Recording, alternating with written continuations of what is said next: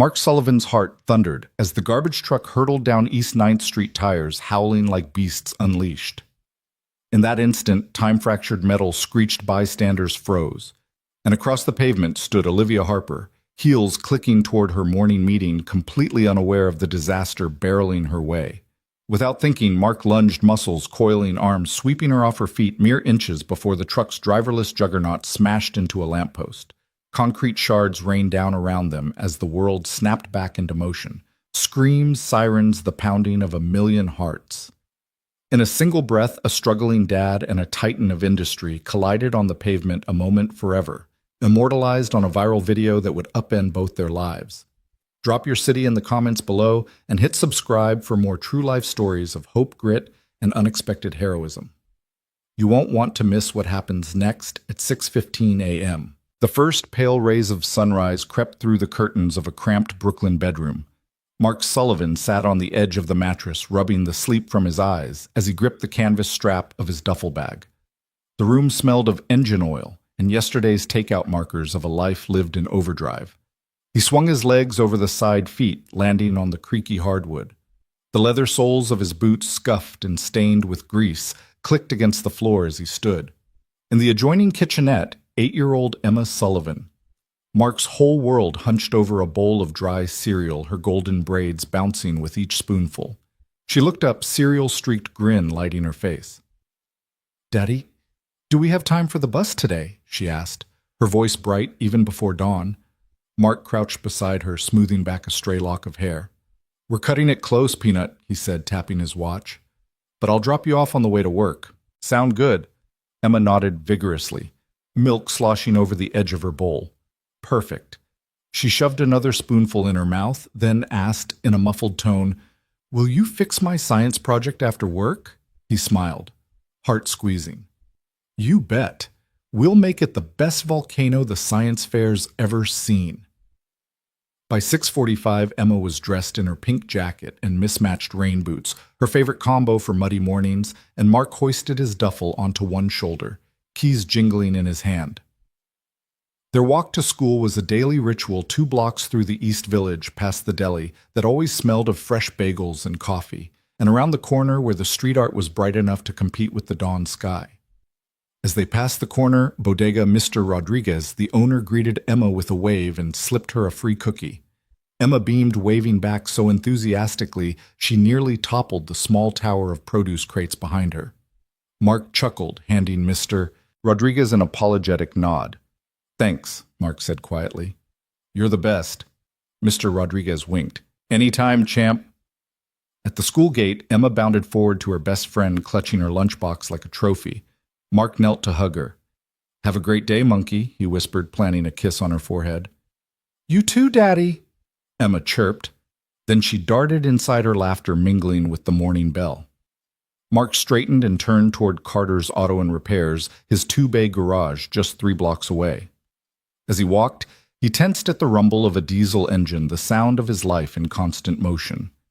The auto shop was already awake, fluorescent lights flicked on in the windows, and mechanics in grease-streaked coveralls greeted him with nods and thumbs up. Morning Mark called Richie his foreman from beneath the hood of a silver sedan. "Got that transmission in yet?" Mark shrugged off his duffel and set it on the counter. "Just got the parts in," he replied, rolling up his sleeves. "I'll have her shifting smooth by noon." Inside, the air was thick with the tang of oil rubber and metal. Tools were neatly arranged along pegboards, each one marked with Mark's exacting handwriting. A battered workbench held Emma's latest art project, a paper volcano speckled with glitter, and beside it a stack of invoices waiting for Mark's signature. He unlocked his office door, a repurposed storage closet with a single desk lamp, and checked the schedule. 4 vehicles for the day, a taxicab with busted brakes, Mrs. Nguyen's minivan in for an oil change, and 2 mid-range sedans needing routine tune-ups. By 7:30 a.m., customers lined the sidewalk, a schoolteacher clutching a latte, a delivery driver tapping his foot impatiently, and a businessman in pressed slacks who glared as Mark emerged, wiping his hands on a rag. Mark greeted each with the same calm courtesy he'd learned in the air guard's steady voice, direct eye contact, no fuss. He jotted down notes, set price estimates, and offered ETA windows, small acts of control that mattered in an unpredictable world. At 800 a.m., Mark poured himself a cup of stale office coffee, grimacing at the acrid taste. He stared at Emma's volcano, propped against the wall, and felt that familiar tug, the promise of something better yet to build.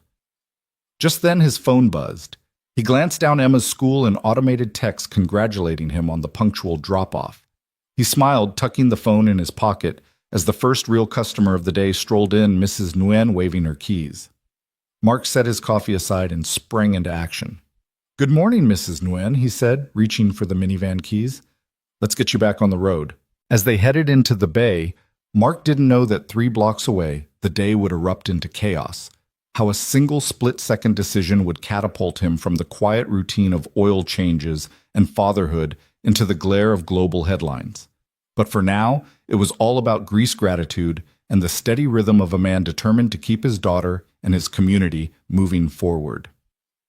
Mark fell into the rhythm of the morning walk as naturally as the city fell into its own. Emma skipped alongside him, her small boots tapping the cracked sidewalk in a playful patter.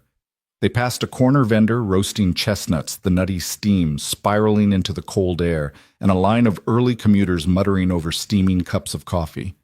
The sun had just cleared the rooftops, painting the brick facades a dusty gold. Daddy Emma asked, tugging his hand, "Do you think today's science fair will be fun?" Mark glanced down at her hopeful face. "Absolutely. Your volcano is going to blow them all away." She giggled, eyes bright. "Just like real lava." He laughed, letting go of a small wisp of worry. This walking his daughter to school, smelling fresh bagels drifting from the deli, greeting familiar faces, was everything he lived for. They rounded the corner onto East 9th Street, where the city's heartbeat always felt a little louder. A fruit cart man hollered apples, bananas. "Get your vitamins here," followed by the buzzy whir of delivery bikes zigzagging through gaps in traffic, the riders' voices crackling over walkie-talkies. The city seemed wide awake, chattering over itself in dozens of languages. At the curb by the school gate, Emma paused to tie her shoelace. Mark knelt to help the familiar motion grounding him. "You ready, princess?" he asked. She stood and bounced on her heels. "Ready." He lifted her into his arms for a quick hug, inhaling the scent of her lavender shampoo. "Have the best day," he said, setting her down gently. She waved and dashed inside, turning once to blow him a kiss.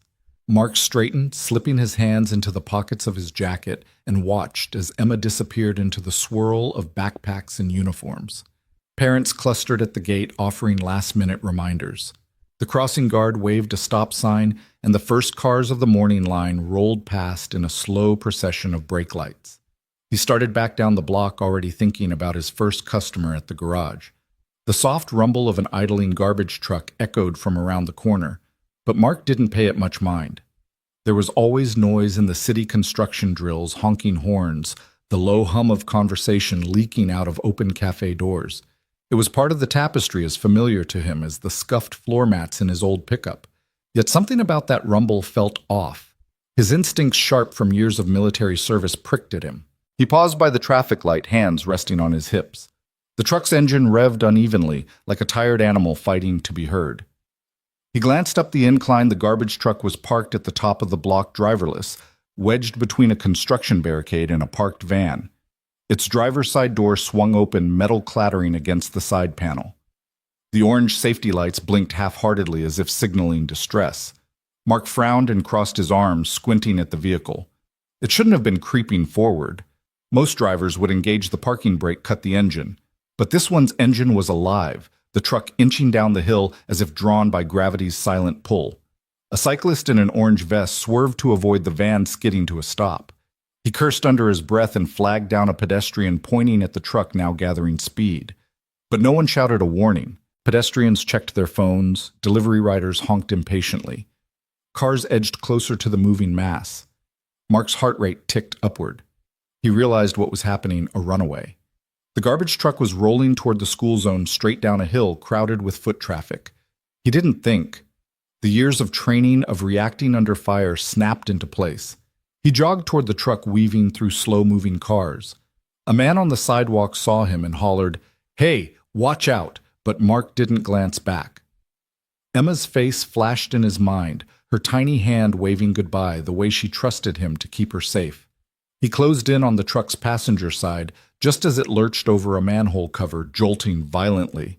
The driver's door flew wider, its window a jagged void. Mark reached for the handle, yanked the door open, and leapt onto the running board. The truck bucked under his weight, metal groaning. He braced one foot against the rear axle, knuckles white on the doorframe. Inside the cab was empty. The steering wheel oscillated aimlessly. The side mirrors vibrated with the truck's uncertain momentum. Mark yanked at the ignition switch. It was still on. He twisted the key, but the engine protested. There was no time for finesse. A screech of brakes echoed from cars behind. Horns blared. People finally looked up, eyes wide in panic. Mark scrambled through the open door, reaching for the wheel. He twisted it hard, hoping to angle the truck away from the crowded sidewalk.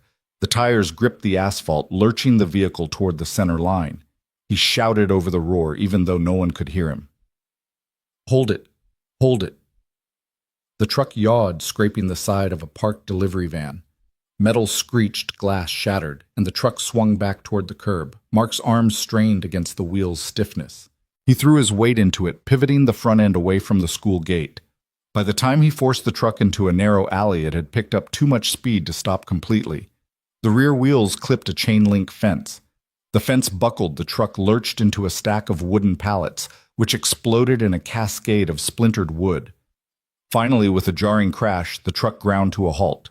Mark's lungs burned as he dragged himself from the cab, swaying with the residual motion. He heard the rush of feet on pavement, people rushing to see if he was hurt. Car horns blared triumphantly. Phones lifted, recording his silhouette against the twisted hulk. A woman in a white coat.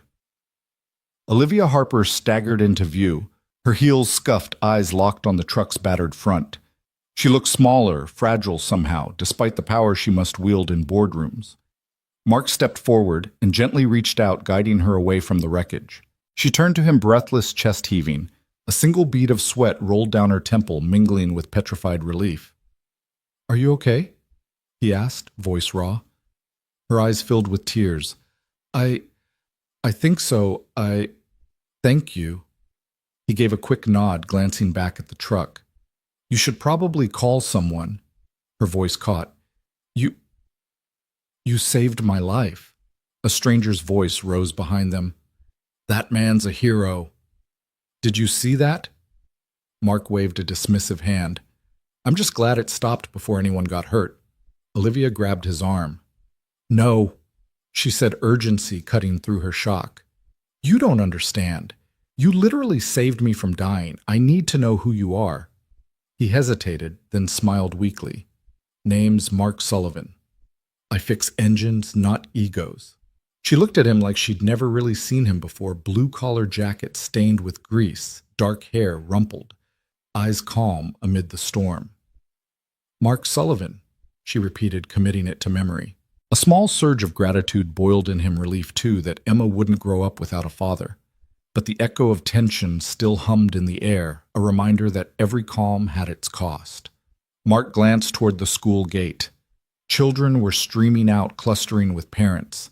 Emma's energetic wave cut through the crowd. Relief bloomed in his chest. He turned back to Olivia. "I should go," he said. "Got a little girl waiting." Her expression softened as she nodded. "Thank you," she said again, voice barely above a whisper. Mark stepped back, squeezing his shoulders loose, and made for the school. Heart still racing, the city's pulse settled once more into its normal cadence horns, and voices, footsteps, and laughter. But for Mark Sullivan and Olivia Harper, nothing would ever be quite the same. The garbage truck's engine thundered like a waking beast, echoing off the brick facades and glass windows. Its steel frame shuddered as it descended the slope of East 9th Street, unmanned and unstoppable. Tires screeched against asphalt split by potholes, sending shards of gravel spiraling into the air. From a block away, the mechanical roar sounded alien, a war machine masquerading as municipal utility. On the sidewalk, people froze mid-step. A cyclist skidded to a halt, yanking his brakes so hard his front wheel buckled.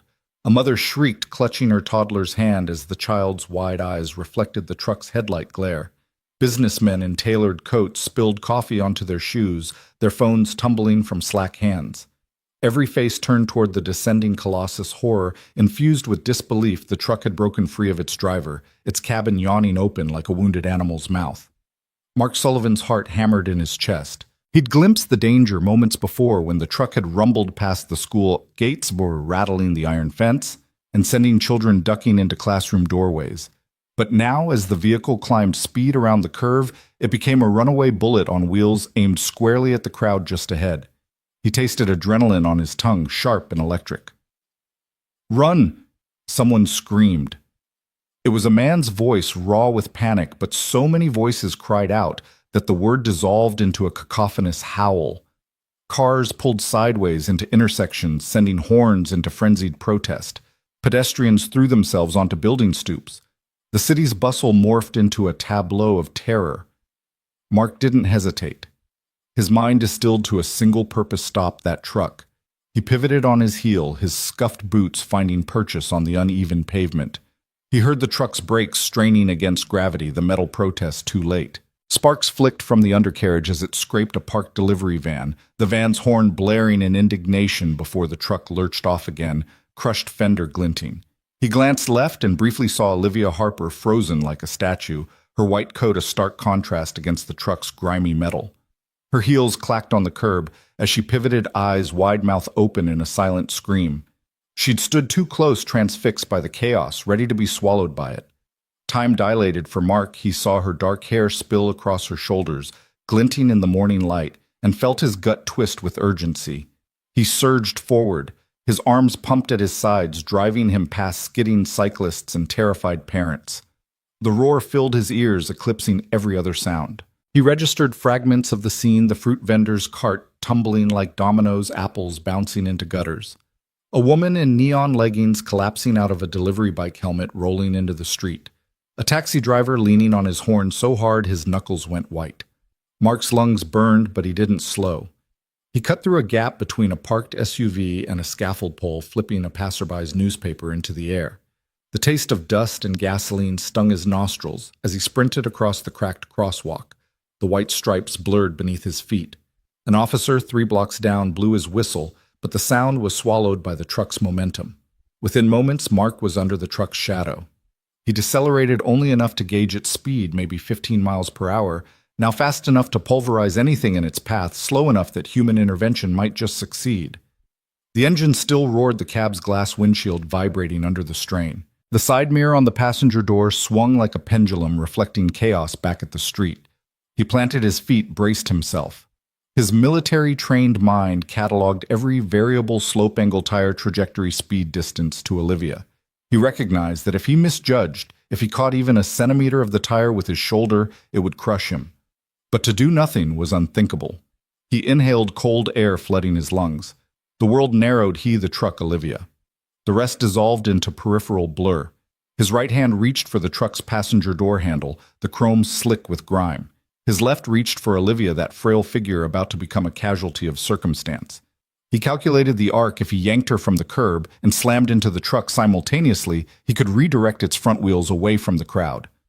The final yards closed in a breathless flash. Olivia's eyes met his for a heartbeat, wide and questioning. She tried to step back, but the roar pinned her feet. Mark's voice boomed, though he doubted she heard it. "Get back!" Then, propelled by will greater than any fear, he lunged. Mark's shoulder slammed into Olivia's side as he wrapped an arm around her waist, yanking them both toward the street. The truck's momentum shuddered against the doorframe beneath his palm. Metal groaned. The world lurched sideways as he spun his momentum, guiding them toward a sliver of open asphalt. Concrete met shoulder as Olivia tumbled from his arms. He followed her down, not protecting himself, but using his body as a buffer between her and the truck's massive front wheel. His legs collapsed under the force, his chest pressed against the cold ground. In that instant, the truck careened past them, a slanted shadow harboring disaster. The drag of its rear bumper scraped the pavement a foot from Mark's head. He felt the floorboards vibrate under his cheek. The tires thundered on, friction singing as the truck finally ground to a halt against a toppled lamppost. Silence crashed behind the roar. Mark lay for a moment, tasting asphalt in his mouth, chest heaving. He pushed himself up on trembling arms, heart pounding like a war drum. Olivia lay 50 feet away, sitting on the curb, her palm pressed to her cheek. She stared at him with eyes that shimmered in disbelief. He saw the tremor rippling across her coat, the small trail of blood on her forearm where concrete had grazed her skin. He scrambled to his feet, legs unsteady but determined. Pedestrians began to exhale, gasping the breath they'd held. Phones emerged, cameras clicked. A dozen hands reached toward Olivia, but Mark cut through the crowd in 2 strides, kneeling beside her. "Are you hurt?" he asked, voice rough as gravel. She blinked, dazed, then pressed her palm harder to her arm. I think I'm okay. You saved me." He ran a hand through sweat-damp hair, chest heaving. "You're going to be fine. Just take a breath." Her gaze flicked up, meeting his. Relief pooled in her eyes, and for a moment she seemed too fragile to speak. Then she whispered, "Mark, you saved my life." Mark nodded, suddenly aware of the blood trickling from a long gouge across his own forearm where shards of concrete had met him. Pain bloomed, but he barely felt it, another testament to the surge of adrenaline that had carried him here. Behind them, the truck's engine idled, as empty and defeated as the broken streetlight dangling overhead. Paramedics' sirens wailed in the distance, drawing closer. The crowd parted, creating a small corridor of respect. Olivia sat up, brushing grit from her coat. Mark rose beside her, offering his hand. She took it, standing unsteadily. Her high heels clicked across the rubble as she closed the gap between them, eyes never leaving his. "Thank you," she said again, voice stronger now. "Truly." Mark just nodded. He glanced at the gathering EMTs. "They're here. You should let them check you out." She hesitated, then gave a curt nod. As she turned to walk toward help, Mark watched her staggering steps. Then he looked up the hill at the school gate where Emma would soon pour out into the street. He glanced back at Olivia one more time, her white coat now smudged hair must regaining her composure. No words passed between them, but in that mutual breathless silence something shifted. 2 lives separated by opportunity and circumstance had collided in chaos and forged a bond neither expected. Mark turned and jogged toward the school, every nerve alive with the knowledge that while he had saved one life, he had another to protect. His daughter's face flashed in his mind, the smile he promised he'd keep safe. With that promise burning in his chest, he broke into a sprint, racing through the stunned crowd and into the street. Mark's arms closed around Olivia Harper's waist like iron bands. Time stretched as he hauled her off the curb, twisting both of them away from the truck's lethal path. Concrete scraped his palms. Olivia's heels skidded against the rough pavement before she tumbled free and rolled onto her side. Mark used every ounce of strength left in his lungs and legs to shove her away from the monstrous grill, away from the spinning wheels that bore down like a freight train. The garbage truck screamed past them, the deafening roar of its engine a tune for the usual city symphony. Its momentum carried it into a battered lamppost just feet from where Mark and Olivia had lain. Metal groaned as the lamppost bent, sheer steel buckling under the assault. Sparks flew from the collision, sending a shower of orange fireflies across the cracked asphalt. The truck ground against the lamppost in a violent embrace before shuddering to a halt, the front end wedged at an impossible angle. Then, as if released from some cosmic tension, it fell silent. For a heartbeat, the world held its breath. There were no honking cars, no shouting vendors, no squealing bike tires.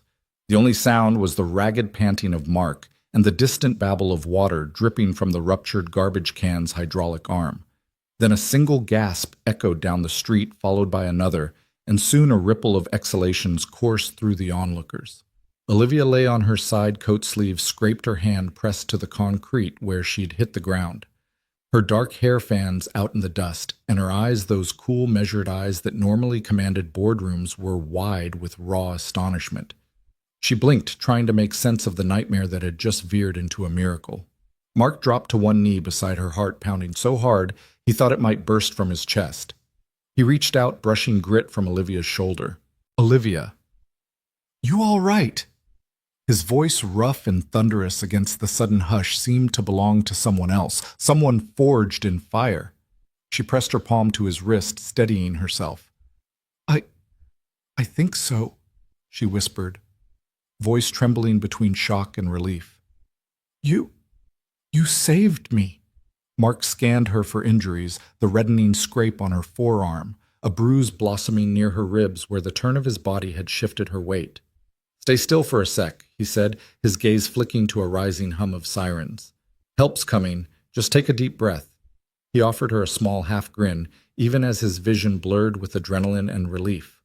Across the street, the first EMTs arrived, two paramedics vaulting out of their ambulance with medical packs in hand. They sprinted toward Olivia and Mark, weaving through a crowd, now packed in tight rings of horror and wonder. The lead paramedic knelt beside Olivia, asking calm, clipped questions as he unzipped his bag for sterile wipes and gauze. She's conscious, breathing steady, he reported his partner, already shifting focus to Mark's forearm, now oozing bright blood onto the asphalt. And he's got a laceration, possibly fractured radius. Could have been worse. Mark flexed his wrist, grimacing at the pain. The paramedic pressed a gloved fingertip to the wound, then wrapped it gently in gauze. "We'll get you patched up," the medic said, his tone, professional warmth. He worked methodically, cleaning, bandaging, treating Mark like any other patient, even as whispers of, "He's the hero," and "Did you see the rescue?" melded into a low roar from the onlookers. Nearby, a uniformed officer held back the crowd with one arm outstretched, his other hand on his radio. "Keep back, folks. Let the medics through." But the barrier was feeble. People leaned in, phones raised, recording the aftermath.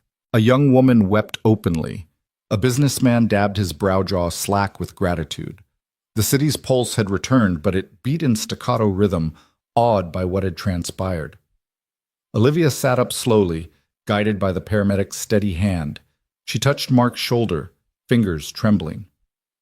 "Mark, I can't thank you enough," she said, voice thick. Her accent carried the clear notes of privilege and polish, but in that moment it cracked soft and human. He shook his head, wincing as his arm protested. "Just lucky I was there," he said. "You know how that goes." He offered a grin that didn't quite reach his eyes that had seen the worst and now the best of the city in a single breath. Behind them, the garbage truck's cab remained poised against the lamppost, eerily still. A team of city workers and police cordoned off the wreckage, measuring distances, inspecting damage. Under the flashing red and white of emergency lights, the lamppost looked like a fallen sentinel. A soft murmur rose as EMTs helped Mark to his feet, guiding him to the ambulance steps. He offered Olivia his uninjured hand, and she took it, steadying herself. "You should ride with me," she insisted, voice firmer now. "At least let me see you're okay." Mark hesitated, glancing at Emma's school just a block away. Its gates flung open with children filtering out in uniform lines. He thought of his daughter's expectant face. "Nah," he said, wincing again.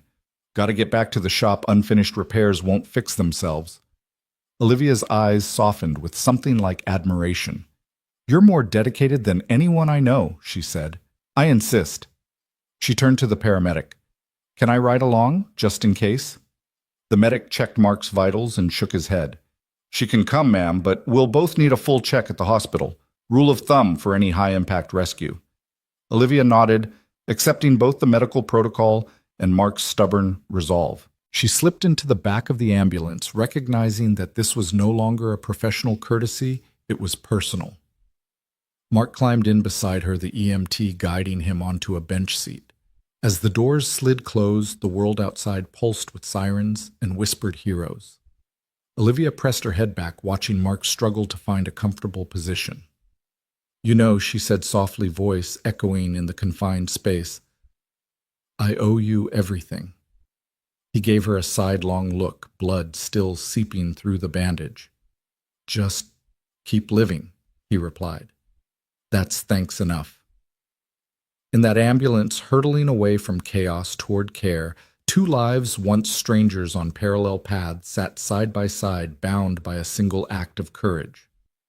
And as the vehicle's red lights carved halos on the city walls, Olivia Harper reached over and squeezed Mark's bandaged hand, an unspoken pledge passing between them in a world of rushed goodbyes. Theirs would be a connection neither would ever forget. The roar of the truck's crash faded into a ringing silence, broken only by the distant wail of sirens. Olivia Harper remained on her side chest, heaving as paramedics hovered above her.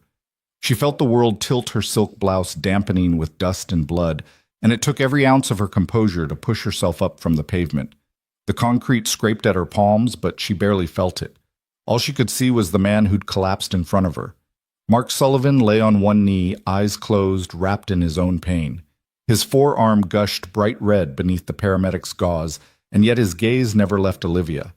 Even as EMTs urged him to lie back, he fought to rise as if some invisible tether bound them in that moment. Olivia's breath caught. He was risking everything, his safety, his dignity, to make sure she was alive. Slowly, and with the air of someone trembling on the edge of a vertigo, Olivia pressed her fingers to the scrape on her sleeve. The warmth under her fingertips startled her. She tasted copper on her tongue. The varnish of control she wielded so effortlessly in boardrooms shattered, replaced by raw shock. "He's hurt," she whispered, voice brittle. A paramedic knelt beside her, pulling her gently away from the wreckage. "Ma'am, let us get you out of the street. You're stable, but we need to check you at the hospital." His voice was professional, but underneath Olivia heard urgency. He glanced at Mark, then relayed quietly, "He's conscious, but needs care. We'll both ride together." Olivia nodded numbly and let him guide her to the ambulance. She could barely focus on the concrete beneath her feet. Her kaleidoscope of heels, her designer coat, even the crispness of her tailored blouse felt absurd here, scattered among shattered glass and twisted metal. Behind her shouts of "hero," and "wasn't that the CEO," swirled through the crowd. Mark rose unsteadily to his feet, propped by his paramedic. Emma Sullivan. Mark's 7-year-old daughter burst through the gathering crowd in a school uniform too big for her frame. Her ponytail bobbed as she ran, face-pale eyes wide with a child's unfiltered panic. "Daddy?" she cried, slipping through the perimeter of bystanders and kneeling beside him before an EMT could intervene. "Daddy, are you okay?" The paramedic's hand on Emma's shoulder guided her back a little, but Mark gently took his daughter's hand and squeezed it with trembling fingers. "I'm fine, sweetheart," he managed, voice thick. Emma's small hand looked impossibly fragile, clasped in his. "I just wanted to make sure someone kept you safe." All at once, Olivia Harper saw the knot of family that Mark fought to protect. She realized this blue-collar stranger, the man who rarely asked her name, risked his life not to save a CEO, but to save another parent's child, another family's world. Tears stung her eyes. She pressed a knuckle to her cheek, dabbing at the moisture she refused to show. No billionaire rescue doctor could replicate this moment. No corporate strategy could manufacture this courage. The paramedic ushered her onto a stretcher, and as she lay back, Olivia's gaze locked on Mark's profile, strong jaw dusted with stubble. Calloused hands wrapped around Emma's, eyes feral with disbelief and relief. She tested the strength behind her own panting breath. "Wait," she rasped to the medic. He paused mid-strap. "Sir," she called out to Mark, voice cracking. "Sir, thank you." Mark looked up at her, confusion wrinkling his brow. Around them, the city's pulse resumed. A phone camera clicked, tires screeched a distant honk of a car horn. Yet in the ambulance's shifting light, time had paused for these three souls. Emma leaned close, voice small. "Daddy, can we ride with her?" "She helped you." The paramedic exchanged a glance with his partner and nodded. "We'll get you both settled," he said. "Let's keep you close." "Okay?" Mark guided Emma up the stretcher ramp as the paramedic tucked Olivia's IV into place. Emma crawled in beside her father, curling into his side, clutching his good hand. Olivia felt the tremor in both of them, father and child, more real than any boardroom speech she'd ever given. The ambulance doors slid shut, muffling the crowd's gasps. In the compartment's cramped quarters, Olivia watched Mark's daughter stroke his hair, humming a lullaby she must have learned at bedtime. If she hadn't been in a billionaire's shoes, Olivia would have envied that bond. "Olivia Harper," she managed, voice soft. "I'm Olivia Harper." Mark looked up, confusion melting into recognition. "I'm Mark Sullivan," he replied, tone rough with awe. "And this is Emma." "Thank you, Mark," Olivia said carefully, meaning more than her words. "Thank you for saving me." He swallowed, nodding once. The paramedic checked his blood pressure, then Olivia's, and murmured, "All right, you two are stable. We're headed to Bellevue." Olivia's heart hammered.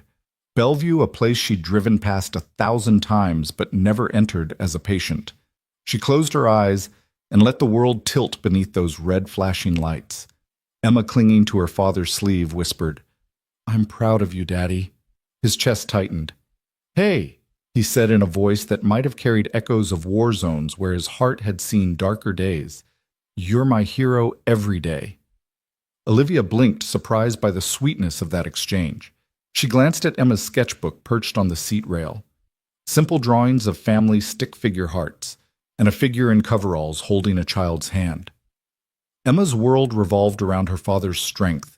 Olivia could see it in every careful line. The ambulance rattled through the city streets' lights, dancing across their faces. Olivia found herself reaching out, brushing a fingertip against Mark's arm. He tensed, but didn't pull away. Do you need anything? She asked, voice vulnerable. He shook his head. Just get better, he said wryly. Emma and I need to go home. A smile flickered across Olivia's blood-stained lips. I'd like that, she said. I'd like to thank you properly. Mark's gaze softened with something like relief. I'm not much for dinners, he admitted, but I owe you. The paramedic gave them a knowing look. Don't worry about payment, he said, packing away his instruments. Heroes ride free. Laughter bubbled through the tension, and even Emma giggled, poking Mark's shoulder. You're a hero, she teased. You get all the free rides. The tension in the ambulance eased into something like hope. Olivia stared at the emergency doors at the world beyond that would greet them with questions, cameras, and endless speculation. But here, confined by rushing walls and pulsing lights, she saw only what truly mattered. A man, his daughter, and the fragile thread that bound them in the face of disaster. And in that shared space of shock and recognition, Olivia Harper, Billionaire, CEO, knew that her life had been rewritten not by strategy or shareholder votes, but by the quiet, unvarnished humanity of a single dad named Mark Sullivan. The cell phone trembled in the bystander's hand as the garbage truck barreled past. With a single instinctual sweep, Mark Sullivan had hurled Olivia Harper clear of the metal beast, and the entire world was watching. By dawn, the footage of that split-second act had been shared, reshared, remixed, memed, and dissected across every platform imaginable. On every screen, from Brooklyn subway cars to Wall Street trading floors, Mechanic Dad Saves Billionaire played on loop. Mark woke before sunrise to the glow of his own phone, the notifications flashing like warning lights, videos, tweets, articles. He squinted at the headline scroll. Blue-collar hero, just a dad, now a legend. Mechanic's quick thinking spares CEO's life. Sullivan goes viral. All hail Dad. His garage phone rang off the hook with media inquiries. None of them welcome. Emma, still half asleep on the couch, peeked at her father's strained face. Daddy, why is everyone calling you a hero? He forced a soft smile. Guess I did something right, kiddo. He squeezed her hand before slipping downstairs to brew coffee, heart pounding as he scrolled through streams of praise and confusion.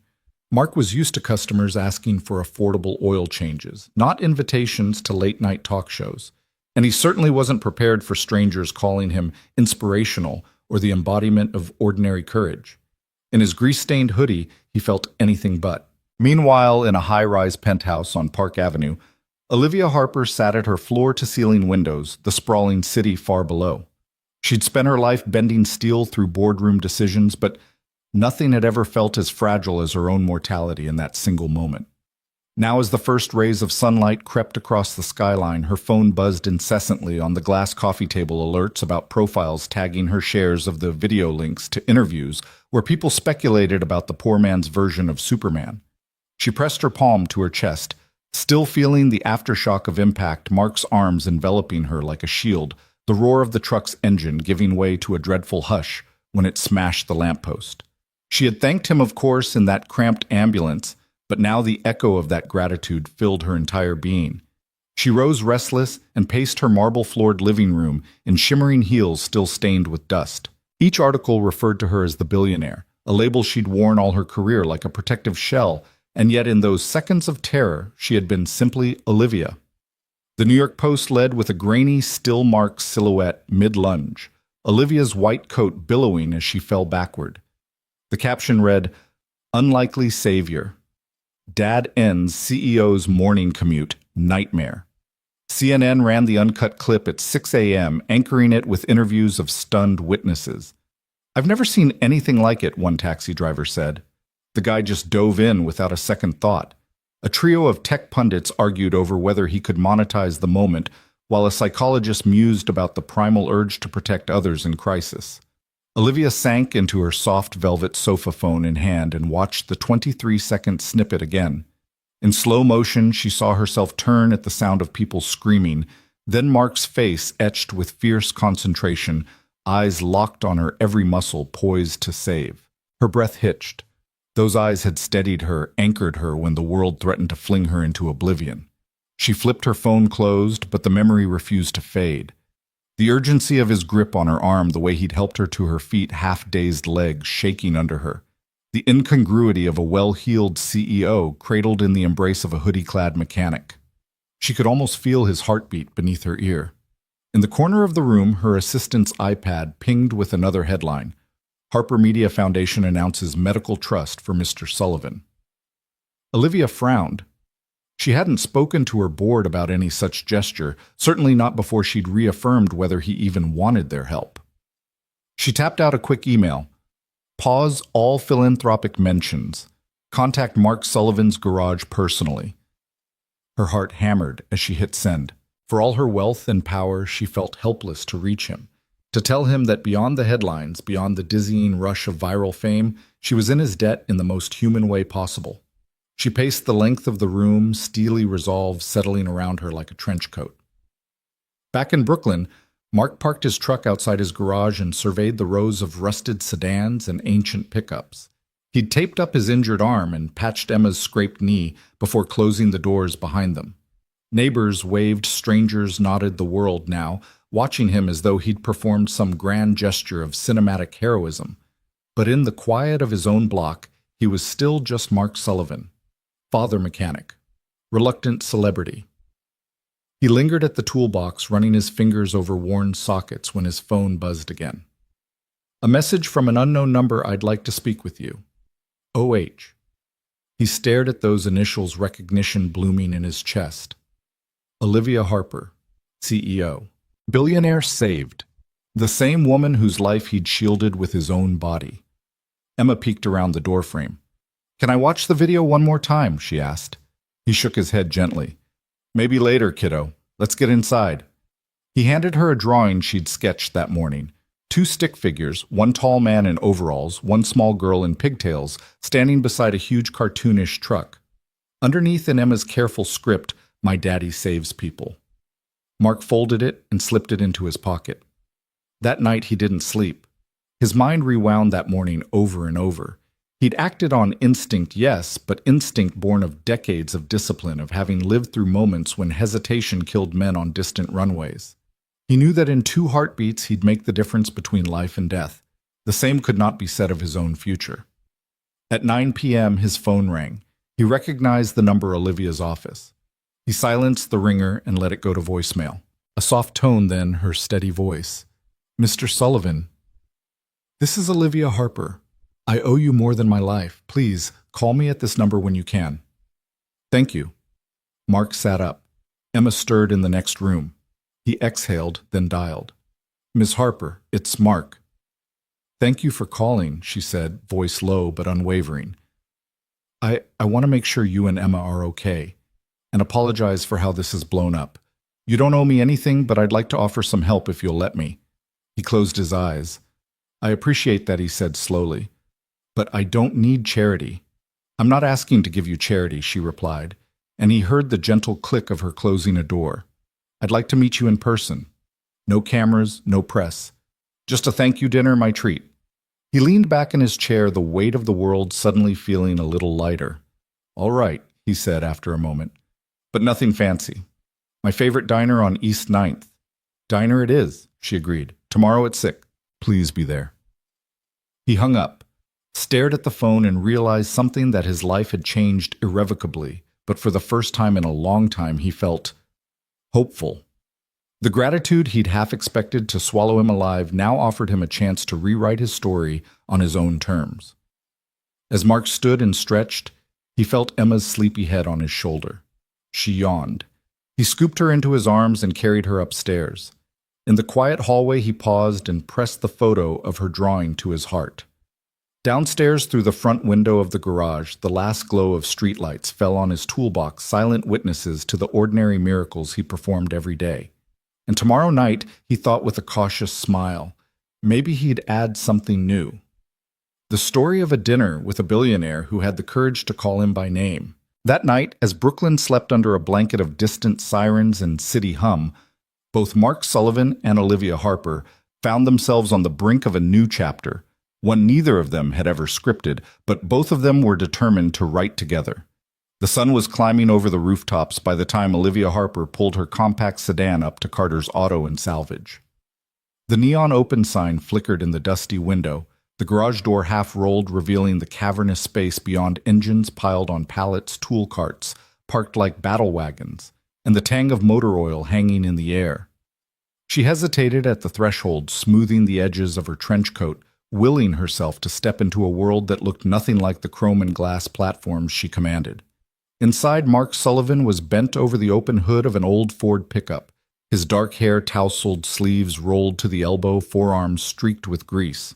He didn't look up when the door chimed, but the sharp click of her heels on concrete echoed through the shop, and he straightened with a slow swivel. "Ms. Harper," he said, voice rough around the edges, but there was no mistaking the surprise in his tone. He wiped a hand on a rag and extended it. "I didn't expect you'd actually come."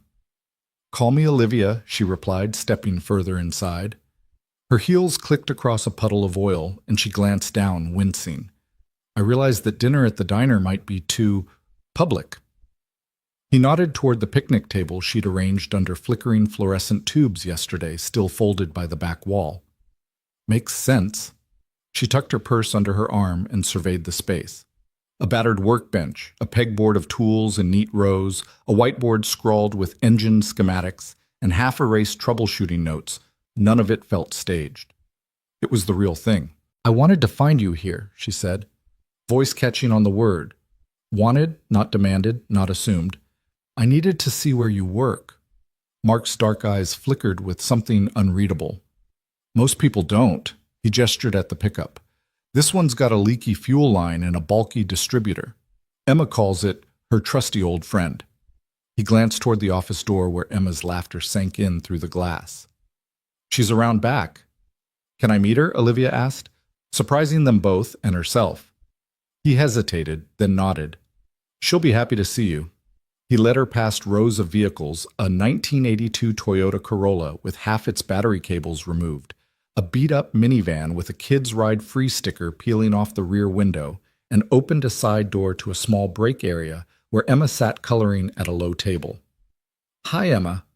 Olivia crouched beside the girl, who looked up in wide-eyed wonder. "I'm Olivia Harper." Emma's hair was in two messy braids, her jumper belt buckled askew. She held up a crayon sketch of a giant truck and a stick figure. "You're the lady my daddy saved," she announced proudly. Olivia inhaled a laugh. "That's me." She reached out, smoothing a stray curl behind Emma's ear. "Thank you for letting me meet you." Emma's grin was huge. "He's very brave." She hopped off her stool. "Come see my drawing." "Absolutely." Olivia followed her back into the main bay, stepping carefully around a weld spark on a workbench. Mark lingered, wiping his hands. When Emma scurried ahead, he turned to Olivia. "I'm still not sure why you came," he said quietly. Olivia studied the ridges in his palm, the calluses forming a pattern like topographic lines. "Because I needed to leave my towers for something real." She drew in a breath. "Because, Mark, I want to give you more than dinner. I want to give you the tools to rebuild your dreams." He cocked his head. "My dreams?" She smiled, straightening. "You walked away from aerospace, left behind your patents, your career. You said you did it to protect your daughter. But I've seen what you can build, and I'd like you to build with me on my team on my new R&D initiative." Mark's jaw clenched. He ran a hand through his hair. "Olivia." Emma tugged on his pant leg. "Daddy, look." She thrust her drawing forward, a sleek blue and white plane with Olivia at the controls and Mark waving from beneath, holding Emma in one arm. The caption read, "Pilot Dad and CEO Lady Flying Together." Olivia's eyes glistened. "That's beautiful." To Mark she said, She has a gift for seeing what matters even when the world looks the other way. I think she drew exactly what you and I could be. Mark knelt, brushing Emma's curls. You're something else, kiddo. Then to Olivia, I don't know if I can go back. You don't have to, she answered, stepping closer. You can go forward. She picked up a long wrench from the pegboard, balanced it in her hands. Here, start here. Help me design the first prototype. Show me how you see the world. He stared at the tool, the weight of it in his palm. Then he looked up at her, meeting her steady gaze. The hum of the fluorescent lights and distant traffic receded, leaving only the two of them standing amid engines and raw possibility. He offered a small, wry grin. All right, where do we begin? Her relief flickered into a radiant smile. Right here, she tapped the workbench. Blueprints come out of your mind. Let's start sketching. They cleared a space, pulled down a roll of butcher paper, and spread it across the surface. Mark grabbed a pencil. Olivia fetched a ruler. Emma perched on a crate, watching them draw the outlines of a new chapter. As the afternoon light slanted in through dusty windows, their lines intertwined metallic curves, air intakes, open cockpits. Under Mark's steady hand and Olivia's visionary eye, a partnership took shape, one built on grease and gratitude, powered by connection and second chances. And for the first time since that morning's accident, Mark Sullivan felt his heart lift, his garage no longer a sanctuary of the past, but the launch pad for everything that lay ahead. Steam curled from the checkerboard tabletop as the waitress set down 3 thick milkshakes, vanilla for Emma, chocolate for Mark, and a perfect swirl of strawberry for Olivia. The diner's neon open 24 hours sign flickered through rain-spattered windows, painting the red vinyl booths in warm pulses. The scent of frying onions and grilled beef lingered in the air, mixing with the dull hum of fluorescent lights overhead. It was the kind of place where time slowed, where secrets found a way of surfacing between bites of cheeseburger and sips of frothy sweetness. Mark leaned forward, his forearms resting on the formica. Around him lay the detritus of diner dining, a plate with 2 half-eaten burgers, crumpled napkins, and a small dish of pickles. Emma was perched on the edge of her seat, hugging her milkshake like a trophy. Olivia sat opposite them, her tailored coat draped over the booth behind her eyes, bright with curiosity. So Olivia began stirring her strawberry shake with a plastic straw. You really do make everything from scratch here. She nodded toward the kitchen door where the cook's silhouette flickered in and out. Mark shrugged, a half smile forming. Our secret is low expectations and high-heat grills. He dipped his fries back into ketchup, then paused. But honestly, everything tastes better when you haven't got a million shareholders sniffing around. Emma snorted, orange milkshake mustache and all.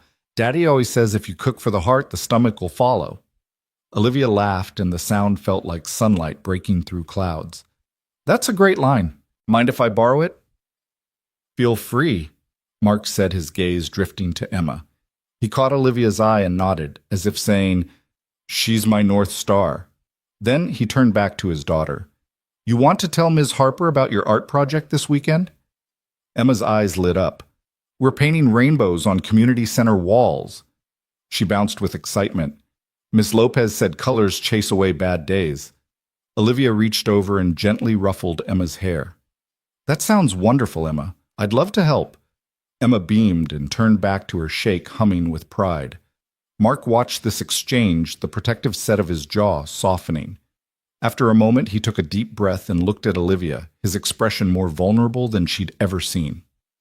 You wanted to hear stories, he said quietly. Well, I guess it's time I told you one. Olivia leaned forward, placing her hands on the edge of the table. I'm all ears. Mark swallowed and studied the swirling bits of whipped cream on his straw. Before Emma was born, I was an air guard mechanic. I spent years in hangars checking engines and running missions nobody remembers. It was what I knew, what I lived for. He paused. Then my wife Sarah, she got sick. We thought it was a minor surgery, but the hospital machines misread her scans as routine. By the time someone realized it was cancer, it was too late. She died on an operating table. He looked up, eyes wet. Emma stirred beside him, concerned. Daddy? He forced a smile. It's okay, Emma. It's just sometimes machines fail the people who trust them most. He met Olivia's gaze, raw and honest. I walked away from all of it after that. No more hangars, no more sky, just this garage. And my girl. Olivia reached across the table and placed a hand over his. I'm so sorry, Mark. No one should have to carry that. He squeezed her hand gently, then let go and rested his chin on his folded arms. What about you? You said you lost someone too. Olivia exhaled the memory, pressing in. She took a shaky sip of milkshake and nodded. My mother, she was my biggest supporter, my fiercest advocate. I started this company because of her belief in me, but I got so wrapped up in growth and margins that I forgot who I was doing it for. When I almost died yesterday, I realized I'd lost more than my footing. I'd lost my compass. Mark's brow furrowed. And now, Olivia said, setting down her straw, I need to rebuild that compass with people who remind me what really matters. She glanced at Emma, whose pink-stained lips curved in mischief. I need to remember how to feel something other than deadlines and boardrooms. Emma hopped down to yawn. I'm beat. She reached for both parents' hands. Can we go home and watch cartoons? Of course, Mark said, his voice cracking with tenderness. He stood and scooped Emma into his arms, her small arms wrapping around his neck. Olivia rose as well, slipping into her coat. The trio made for the door, leaving coins propped on the ketchup bottle for the check. Outside, raindrops danced on the pavement, turning city lights into glittering halos. Mark pulled Emma's hood up, then, and offered his other hand to Olivia. She accepted it without hesitation, stepping close under his umbrella. Their shoulders brushed, and in that moment, nothing else existed. No viral videos, no corporate titles, just two people tethered by shared loss and newfound hope. Emma's sleepy voice drifted between them. I'm happy your friend's coming to my art project. Olivia looked down at her, smiling softly. Me too, Emma. Me too. Mark glanced at Olivia, his grip tightening ever so lightly. Thank you for listening, for caring. She met his eyes, the neon glow of the diner sign reflecting in her own. Thank you for letting me in. I think we're just getting started. And as they walked into the night, father-daughter and CEO turned friend, there was a sense that in this small act of shared confessions over diner burgers and milkshakes, they had forged a bond strong enough to power whatever came next. The neon buzz of the diner sign hummed overhead as Mark polished off the last of his fries, the checkered tabletop now littered with napkins and half-empty milkshake glasses. Outside, the rain had eased to a steady drizzle, soft enough to be forgotten, but persistent enough to remind them that the world beyond this booth still paused on the edge of chaos. Inside, however, time seemed to stretch an unhurried luxury in which two people could finally lower their shields. Olivia set down her own empty strawberry shake with a sigh that carried more weight than the whipped cream spilling over the rim. She smoothed a stray lock of dark hair from her face, her tailored coat bunched at her elbows. I don't usually do this, she said, voice low and honest. Open up, I mean. In boardrooms, I learned early that vulnerability is weakness. You stay poised, detached. You never let anyone see the cracks. Mark studied her profile, the flicker of neon painting her cheekbones in gentle pinks and blues. He knew the look well, the practiced composure of someone who had been forced to build walls for self-preservation. I get it, he said quietly. I used to believe that too. She looked at him, surprise flickering in her eyes. Yeah. He leaned back against the vinyl, folding his arms as if bracing himself for the confession. I was an aerospace mechanic, before all this. He gestured around the diner as if that greasy, humble world were as foreign to him as a distant planet. I worked on C-130s for the Air Guard. Pre-flight checks, engine overhauls, the whole 9 yards. I was good proud even. But then... He paused, throat tightening on a memory too sharp to swallow whole. There was a crash. A test flight. It was my job to sign off on the mechanical systems, but I missed something. I don't know how, but I did. Olivia's hand stilled on the table. The diner's hum receded as she leaned in, curiosity and concern warring in her gaze. Tell me, she urged softly. He closed his eyes, exhaling slowly. It was a new model, lighter, faster. We were testing altitude performance. My team and I had run the diagnostics a dozen times, but in that final climb, a fuel line rupture sent the plane into a stall. The pilot called in trouble then. Nothing. We found the wreckage miles away. 3 crew members died. His voice cracked. My wife was on board. She was the flight attendant. He opened his eyes, refusing to look away from Olivia's steady stare. They said it was a freak accident. No one blamed me publicly, but I blamed myself. I walked away from my career, from everything I loved, because I thought if I stayed, I'd break under the weight of it all. Silence stretched between them, charged and fragile. Outside, a honk punctuated the drizzle, but in their booth, the only sound was Mark's steadying breath. Olivia reached out, placing a hand over his forearm. Her touch was light, but it felt like an anchor in the tempest of his guilt. "I'm so sorry," she whispered. "I can't imagine what that was like." He nodded, eyes distant. It was easier to be broken than to keep pretending I wasn't. Then Emma came along. He turned his head to glance at his daughter, sleeping in the back seat of the booth's adjacent car seat, an abandoned prop after dinner. Emma's cheek rested against the plush toy she refused to leave behind. "I had to do something, so I built this garage instead. I figured if I couldn't fix lives, I could fix machines. It gave me a reason to get up in the morning." Olivia swallowed hard, her own defenses slipping away. She took a shaky breath. "My story's not as dramatic, but I lost someone too." She straightened as though gathering steel for the next admission. "My mother died of a rare heart condition when I was in college. She was my mentor, my champion, the reason I even applied to business school.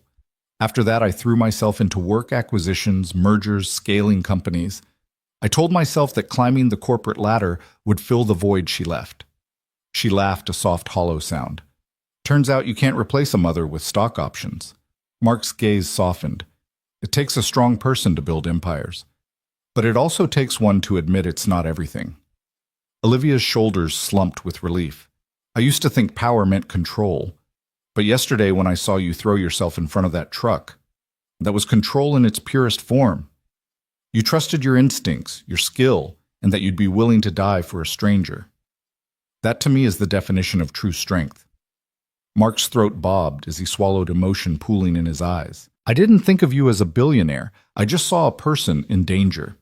No boardroom, no titles, just a life that mattered." He glanced down at the dry ketchup stain on his work-worn jeans. In that moment, none of the rest of it mattered. Olivia reached out and tucked a tendril of hair behind her ear. "And yet, so much else matters." She paused, her fingertips brushing his knuckles. "We both built walls, me around my heart, you around your talent. But here in this booth, they've come down. I've never trusted someone so quickly." Mark's lips quirked into a small, vulnerable smile. "Same here." Emma stirred, blinking awake and rubbing her eyes. She sat up, a yawn catching in her throat. "Did I miss something?" Olivia reached across the table and ruffled Emma's hair. "You're just in time for dessert." She slid a napkin toward the girl. Emma beamed, undeterred by the gravity of the conversation she'd interrupted. Mark chuckled, watching Olivia's hand linger on the napkin next to Emma's. "Thank you for listening. For caring." Olivia's eyes glistened. "Thank you for telling me. For letting me see you." Their gazes locked, and for a moment the diner's neon glow felt sacred, a witness to two souls who had shed their defenses and found in shared vulnerability an unexpected kinship. Emma clapped her hands, breaking the spell. "Can we get pancakes?" Mark laughed. "Pancakes coming right up." Olivia folded her coat around her and rose. "Don't let me keep you. I'll order at the counter." She offered Mark a nod that carried gratitude and hope. Mark stood, sweeping Emma into his arms. "Stay," he said softly, voice thick with feeling. "I'm not ready for this conversation to end." Olivia paused, then stepped back into the booth's glow. "Neither am I."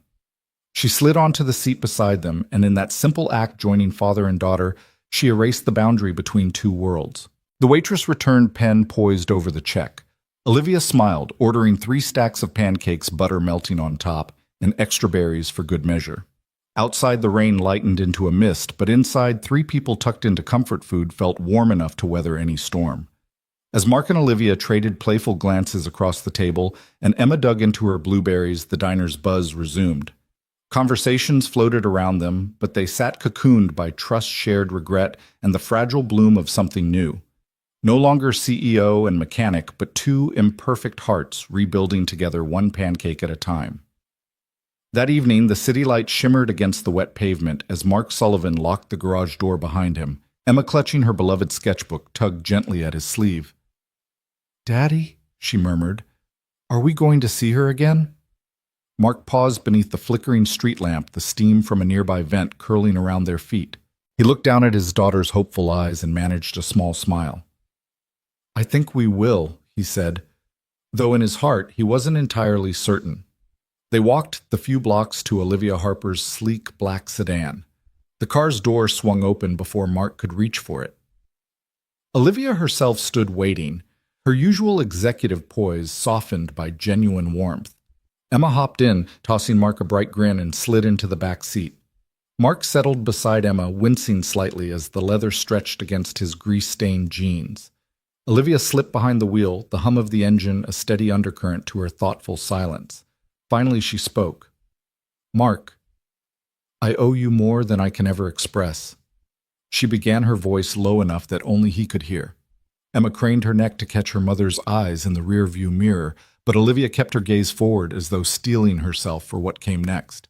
I've been thinking about what you said in the diner, that the world needs places built on heart, not just profit, and I want to help build that place.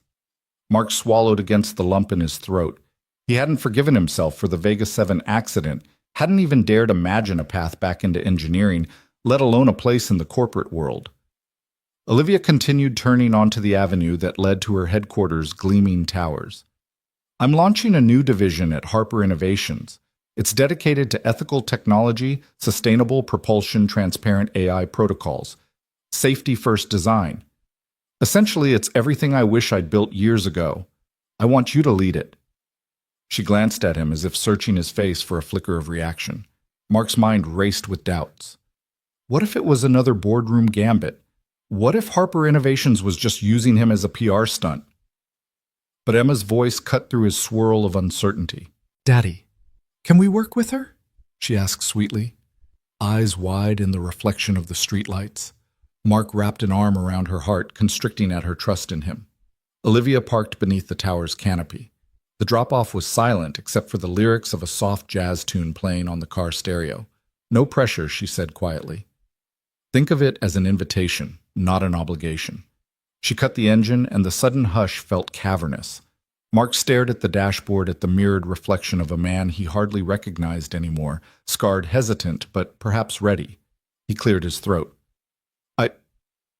I don't know if I can go back, he admitted, voice rough. I walked away once because I thought I'd never forgive myself. I don't want to step into a world that nearly destroyed me. Olivia nodded, stepping out of the car. Emma followed suit, taking Olivia's hand and bouncing on her toes. Mr. Sullivan. Please, Emma chirped. You said you'd show me rockets. Mark looked down at Emma, his resolve softening at her eager face. Olivia reached into her coat pocket and pulled out a slim tablet. She tapped it, and a schematic flickered to life between them, a blueprint of a compact electric engine annotated with hand-drawn notes and safety margins. This is our first project, she said, holding it out to Mark. It's obviously still rough, but this concept could revolutionize short-haul flight. I want you to refine it, perfect it, and lead the team that brings it to life. Mark took the tablet, fingers brushing against hers. The neon glow from the tower above lit the blueprint in spectral blues and greens. He studied the lines, traced a fuel cell node, felt his old engineer's mind waking from a long slumber. The weight of the proposal pressed against him, not just a job, but a chance at redemption, a chance to protect lives through better design rather than burying guilt beneath rusted metal and faded tool marks. He raised his eyes to Olivia's expectant face. You really want me, he said, voice barely above a whisper. I need you, she corrected softly. You see the human side of this. You know what happens when systems forget the people they serve. I've built empires, but without someone like you, they can fail in the most dangerous ways. She reached out, placing a hand on his shoulder. I believe in you, Mark. And if you believe in me, we can build something no one will ever regret. Mark closed his eyes and inhaled deeply. Emma tugging gently on his sleeve. When he opened them, the man reflected in the tablet's glossy screen looked back at him with a flicker of hope. He extended a hand toward Olivia. All right, he said, voice steady. I'll do it. Olivia's smile was bright enough to rival the tower's lights. Emma clapped her hands, her laughter a clear bell in the night air. Mark slipped the tablet into his work jacket, the very feel of it igniting a warmth in his chest. As they walked together into the lobby, father-daughter and CEO side by side, Mark Sullivan realized that in accepting this offer, he wasn't just rejoining the world he'd once abandoned. He was stepping into a future he never dared imagine, one built on the bedrock of courage, empathy, and second chances. Late one rainy Tuesday, Olivia stood at the head of the gleaming boardroom long table, rain tapping insistently against the floor-to-ceiling windows behind her. The board members, each with immaculate power suits and carefully neutral expressions, hovered at the edge of their seats, papers rustling like nervous whispers. She took a breath, feeling the weight of every pair of eyes trained on her. Beside her, Mark Sullivan shifted, clutching a stack of folders, overflowing with internal memos and safety reports. This was more than a meeting. It was a reckoning. Olivia cleared her throat. "Thank you all for coming on such short notice," she began, voice steady despite the tremor she felt inside. "You've seen the headlines. Jake Carter." She paused, giving Mark a nod, "has brought forward evidence of systematic cover-ups in the Vega 7 project. We have the original safety memos that were blacklisted. We have record of suppressed tests. And we have a responsibility not just to our shareholders, but to every life that could be at risk to correct these wrongs." A hush fell. Jonathan Miles. The board's longtime chair narrowed his eyes. "You're suggesting we hand over proprietary documents to regulators? This could destroy our partnerships, tank our stock, expose us to billions in liability." His tone was low but edged with steel. It was the same tight fear Olivia saw in many boardrooms, a fear of loss over the pursuit of truth. Mark stepped forward, voice unwavering. "Yes. Because if we don't, more people could die. I lived through the aftermath of Vega 7. I lost everything. My wife, my career, because corporations chose profit over people. You can protect your balance sheets, or you can protect the public. You can't do both." He set the memos on the polished oak table, letting the gravity of each folder speak for itself. Murmurs rippled through the room. Miles's jaw twitched. "You knew the stakes when you signed the NDA," he said. "We have legal obligations to protect company confidentiality." Olivia raised a hand. "We signed a greater obligation when we put safety first into our mission statement. That promise is worthless if we fail to honor it today." She swept her gaze around the table, CFO, General Counsel, heads of R&D, all faces she had once admired, now clouded with betrayal. "I will not let Harper Innovation stand accused of complicity in a disaster that we allowed to happen. I am prepared to resign rather than conceal the truth." The room crackled with tension. Miles's eyes flicked to Mark, then back to Olivia. "You're willing to risk everything for this whistleblower." "I'm standing by him," she said simply. "Because when a man with nothing left but integrity comes forward, I want to be on the side of integrity." For a long moment, no one spoke. Then Emily Wong, head of legal, cleared her throat. "We could preemptively disclose these documents to the NTSB and the Department of Transportation, control the narrative rather than be forced into it." Her suggestion rippled relief among some, but others scowled at the idea of public exposure. Olivia leaned forward. "Exactly. We'll submit the full affidavit, the memos, the test logs, everything. We'll cooperate fully. Yes, our stock may falter. Yes, we may lose contracts. But in the long term, we rebuild trust. We redefine what corporate responsibility means." Miles slammed his palm on the table. "This is corporate suicide." Mark met his glare head on. "This is moral necessity." He turned to the rest of the board. "Think about the families of those 32 victims. Think about the next generation of engineers we're training right now. Would you rather protect a quarterly profit or protect a child's life?" The words hung heavily. Miles looked at his colleagues, their faces reflecting an internal struggle. One by one, they shifted in their chairs, glancing at the folders that lay open on the table. Olivia's voice softened but remained firm. "I'm asking you to choose, do we hide behind legal shields or do we step into the light? Because I promise you this, the regulators will get these documents eventually. The public deserves to know we acted responsibly, not too late." After what felt like an hour, the room broke. Jonathan Miles sighed, shoulders slumping. "Very well," he said. "We'll authorize full disclosure, but we proceed carefully. We'll prepare a press release with our timeline, our cooperation plan, and our commitment to safety improvements. We'll manage the fallout." A reluctant chorus of assent followed. Olivia allowed herself a small, grateful smile. She looked at Mark, who nodded back with quiet pride. They had won this battle, but the war for public trust had just begun. Within 24 hours, Harper Innovations filed an unprecedented submission over 1,000 pages of internal documents accompanied by Mark's affidavit. News outlets exploded with coverage. Headlines ranged from CEO's brave stand to Billionaire Bites' corporate hand. Social media buzzed as survivors' families and aviation experts weighed in. Regulators publicly praised the full cooperation and announced a formal reopening of the Vega 7 investigation. Back in the training center garage, the place where Mark and Olivia had first truly connected, Mark wiped grease from his hands, listening to the radio report that credited Harper Innovations with setting a new standard for corporate transparency. Emma peeked around the doorframe, clutching a textbook. "Daddy, they said your boss is a hero." Mark glanced up, wiping a tear away. Olivia appeared behind him, carrying 2 mugs of hot chocolate. She handed one to Emma and the other to Mark. "And so are you," she said softly. Emma hopped onto a stool between them, the 3 of them forming a circle of quiet triumph. Olivia folded her newspaper heady with the day's events. Our stock dipped, but only briefly. She noted relief in her voice. Investors respect the honesty approach. And more importantly, the DIOT just sent word they'll be consulting with us on new safety regulations. She looked at Mark. "You helped save countless lives twice, once on the street and now in the boardroom." Mark took a slow sip of his hot chocolate, carefully savoring the warmth. "I couldn't have done any of it without you," he said. "You gave me a chance to be heard." Olivia smiled, her hand finding his across the workbench. "We gave each other that chance." Emma giggled, pointing at the grease on Mark's cheek. "Superheroes get dirty," she declared, eliciting laughter from them both. As the evening settled, the glow of the garage lights reflected off their faces, Mark's lined with relief, Olivia's softened by purpose, Emma's shining with pride. The world outside was still buzzing over the dramatic turnaround at Harper Innovations, but here in this humble workshop, 3 lives intertwined in a testament to what happens when courage meets conviction.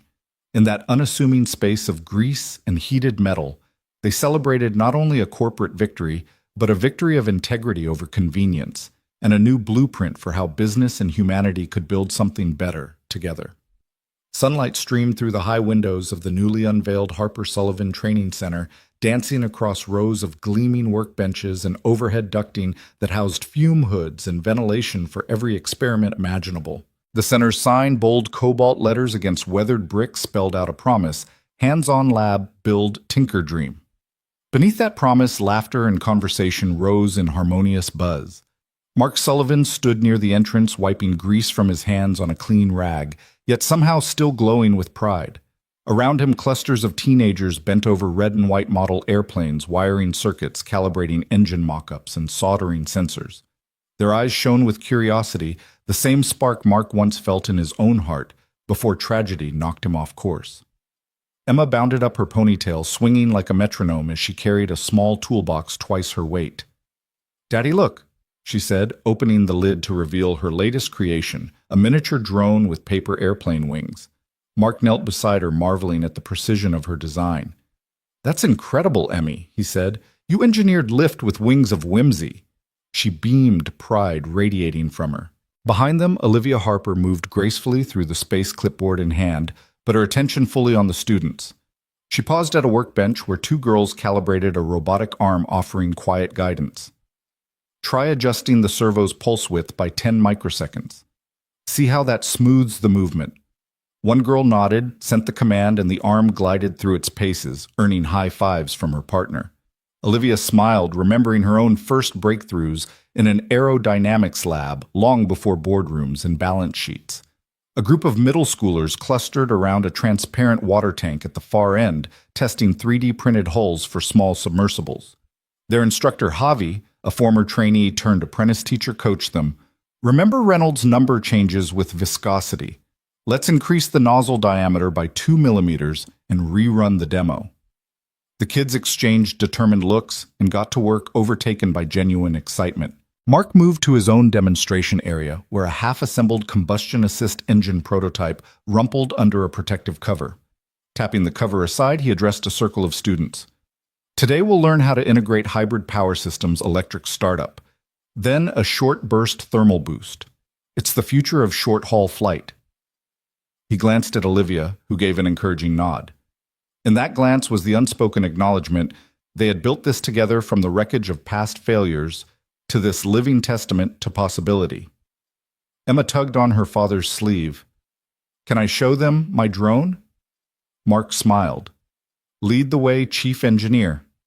Emma marched over to a workbench where a group of younger kids watched in awe. With practiced confidence, she plugged her drone's battery into the test station, tapped a touchscreen, and the little aircraft lifted on invisible currents, hovering steadily. "We optimized the wing's angle of attack for maximum lift, with minimal power," she announced. The children erupted in applause. Some took feverish notes. Emma's cheeks flushed with delight. Olivia joined them. "You're an amazing teacher," she told Emma, who shrugged shyly. "I learned from the best," Emma said, glancing between her parents. Mark wrapped an arm around his daughter. "And you learned from a great CEO," he whispered to Olivia, who returned his smile with a warmth that transcended words. A sudden cheer rose from the courtyard beyond the main hall, drawing their attention to the glass exterior doors. Outside, under fluttering paper airplanes hung from cables like kites caught in time, a crowd had gathered for the center's first community open day. Local families, elected officials, and press members milled around sampling interactive stations, a wind tunnel where visitors could test their own paper planes. A Design Your Dream booth, where children sketched inventions on digital tablets, and a virtual reality flight simulator that put users in a 360-degree cockpit view. Olivia walked out into the sunlit courtyard, Mark following with Emma in tow. She raised a hand and the murmurs quieted. "Welcome, everyone," she began, her voice carrying easily over the plaza. 1 year ago, this space was just a rusty warehouse. Today, it's a home for hope and hands-on learning. We believe that talent exists in every corner of our city, regardless of zip code or background. Here we break down the barriers to innovation. She gestured at the activity around them. Under these very rafters, we launch dreams into motion, just like those paper airplanes above you. Let's keep them flying. Applause rippled through the crowd as she stepped aside for Mark, who stepped forward, Emma by his side. He cleared his throat. "I'm no CEO. I'm a dad and a mechanic who once thought his life ended in a crash. But thanks to a CEO who refused to let me disappear and a community that believed in second chances, I learned that the greatest thing you can rebuild is yourself and then lift others skyward." He motioned to Emma, who handed out small model plane kits to the first-row children. "Our first class of apprentices, this place belongs to you now." The kits flew through the air, landing in little hands, faces alight with possibility. Olivia joined him, their families and students hemming them in with admiration. She slipped an arm around his waist. "We didn't just land a hero," she said quietly, meeting his gaze. "We launched a community's hope." Mark's eyes shimmered with gratitude. "And we'll keep launching," he replied, voice steady.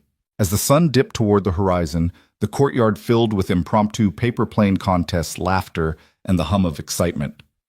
Emma took her father's free hand and they both raised theirs to cast a final paper airplane together, watching it catch the breeze and soar beyond the center's walls, a symbol of all they'd built.